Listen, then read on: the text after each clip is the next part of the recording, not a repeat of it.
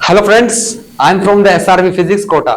तो आज मैं आपको बताऊंगा कि सेल्स एजुकेशन किस तरीके से एक समाज के लिए खतरनाक हो सकती है। सेल्स होता क्या है? एक्चुअली सेल्स होता है किसी चीज की को बड़ा चढ़ाकर दिखाना और उसकी बिक्री को बढ़ा देना।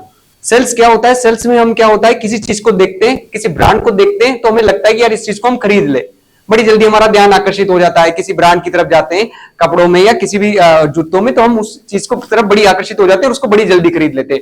बट हमें एजुकेशन को सेल्स की भांति ट्रीट नहीं करना, क्योंकि सेल्स में क्या है कि हमारी दिमाग काम नहीं करता, हम उसी चीज की तरफ आकर्षित होते हैं, उस चीज को बड़ी आसानी से खरीद लेते हैं। मेरा हमेशा मानना है कि यदि आप टीचिंग को सेल्स की तरह ट्रीट करोगे तो बहुत अच्छी बात भी आप नहीं सीख पाओगे, क्योंकि सेल्स में इंसान का ध्यान बस केवल पैसों की तरफ रहता है। तो और इसी सेल्स एजुकेशन के चक्कर में हम शायद भूल गए इंपॉर्टेंस ऑफ टीचर्स, हम टीचर का इंपॉर्टेंस भूल गए। मेरा हमेशा मानना है कि यदि टीचर अच्छा होगा और बच्चा कहीं भी अच्छे से पढ़ाई कर सकता है। सारा खेल टीचर का है। टीचर जितना अच्छा बच्चे को डिलीवर करेगा उसको उतना ही आसानी से समझ में आएगा। तो सेल्स एजुकेशन को हमें एजुकेशन मेरा हमेशा मानना है कि टीचिंग हमेशा विश्वास पर चलती है, क्योंकि सेल्स में तो बेचना होता है और एजुकेशन में आपको बेचना नहीं है कुछ चीज, सामने वाले बच्चे को भी नॉलेज गेन करनी है विश्वास से और टीचर को भी विश्वास से ज्ञान देना है। तो पहला ये जो मिथ है हमें तोड़ना पड़ेगा कि एजुकेशन सेल है। और मैं दूसरी चीज ये कहना चाहूंगा बच्चों से कि प्रीवियस नॉलेज बहुत इंपॉर्टेंट है। आप चाहे 9th में भी यदि किसी कंपिटेटिव एग्जाम की तैयारी कर रहे हैं तो आपको प्रीवियस नॉलेज रखना है, क्योंकि वो प्रीवियस नॉलेज ही आपको आगे पढ़ने के लिए प्रोत्साहित करेगी। मेरा हमेशा मानना है टीचर उतना ही अच्छा है जितना आप अच्छे हो।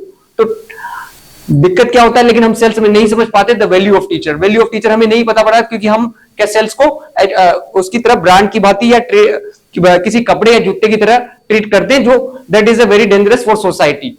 तो पहली चीज तो हमें सेल्स को एजुकेशन को सेल्स की भांति नहीं ट्रीट करना। और दूसरी चीज हमें अपनी पढ़ाई में प्रीवियस नॉलेज को बहुत इंपॉर्टेंस देनी है, क्योंकि जितनी अच्छी हमारी प्रीवियस नॉलेज रहेगी हम उतना ही अच्छे से प्रोग्रेस करते हैं। हम फिर क्या सोचते हैं, जो हमारी प्रीवियस क्लासेस में कमियां रह गई है, कोई भी हमें इंस्टीट्यूट और कोई भी कोचिंग हमें नहीं सिखाएगा यदि हमारे 11th क्लास में जाकर रीडिंग स्किल्स वीक है, कैलकुलेशन वीक है, या हमें जो भी रूट स्क्वायर नहीं निकालना आता, एचसीएफ एलसीएम नहीं आता, फ्रैक्शन नहीं आता, डेसिमल नहीं आता, और यही बच्चे की कमजोरियां बनकर आती है। तो एक इस बच्चे के लिए जो जिस विद्यालय में पढ़ रहा है उसे अच्छे टीचर्स वहां मिलने चाहिए, ताकि उसको आगे क्लासेस में दिक्कत ना आए, वो आसानी से अपनी पढ़ाई को समझ ले। तो उस जहां भी वो स्कूल में पढ़ रहा है उसमें वहां से उसे अच्छे से पढ़ाई करना चाहिए। और वहां पे भी और दिक्कत यही है, मेरा हमेशा मानना है कि विद्यालय समाज का एक बहुत इंपॉर्टेंट हिस्सा है।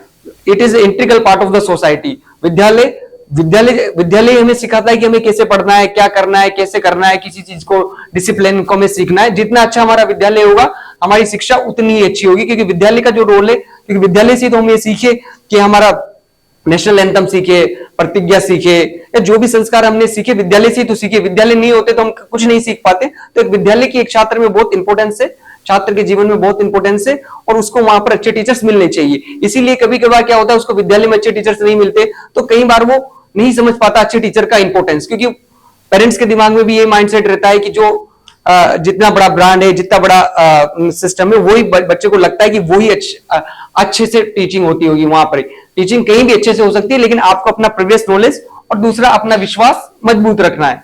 ठीक है, थैंक यू।